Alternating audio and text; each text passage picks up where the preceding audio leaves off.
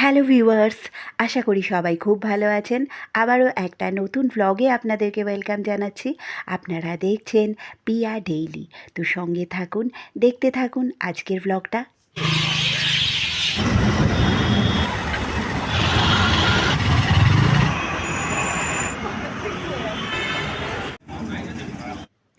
আজ বুধবার, সময়টা এখন প্রায় ৫টার একটু বেশিই হবে। তবে কত অন্ধকার হয়ে গেছে দেখুন চতুর্দিকটা।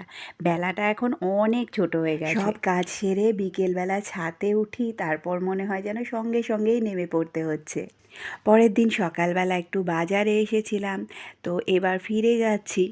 যখন আসছিলাম তখন এই রাস্তাটা বন্ধ ছিল, বেশ অনেকটা ঘুরে যেতে হয়েছিল বাজারে। এখানে রাস্তা তৈরির কাজ চলছে, তবে এখন সাইডে একটু খুলে দিয়েছে যেখান থেকে মানুষ হেঁটে যাতায়াত করতে পারছেন।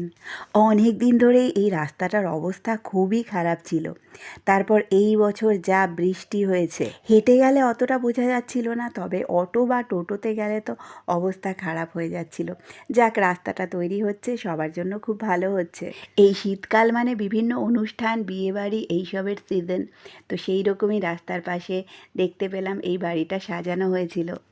পরের দিন আবার এই রাস্তা দিয়েই যাচ্ছি, এখান থেকেই আমাদেরকে যাতায়াত করতে হয়। তবে এই রাস্তা তৈরির জন্য কিন্তু অনেকের কাজের সংস্থান হয়েছে। এই যে দেখুন কত লোক কাজ করছে।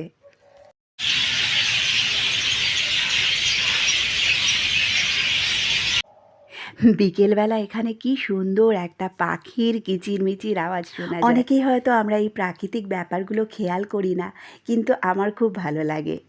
তো যাই হোক, এবার বাড়ি ফিরছি, তো চলুন আপনাদের সাথে একটু গল্প করতে করতে যাই।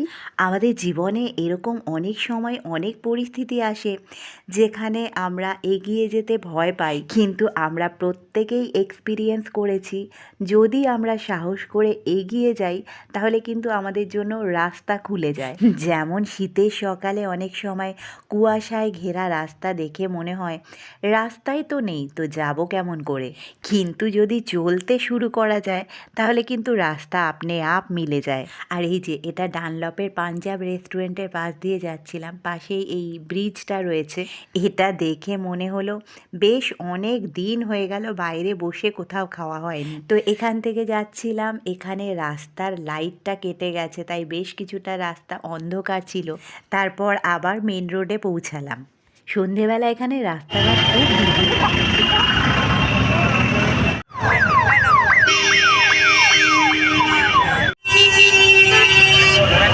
তো বন্ধুরা, আজকের ব্লগটা এই পর্যন্তই। ভালো লাগলে লাইক, শেয়ার আর কমেন্ট করতে ভুলবেন না।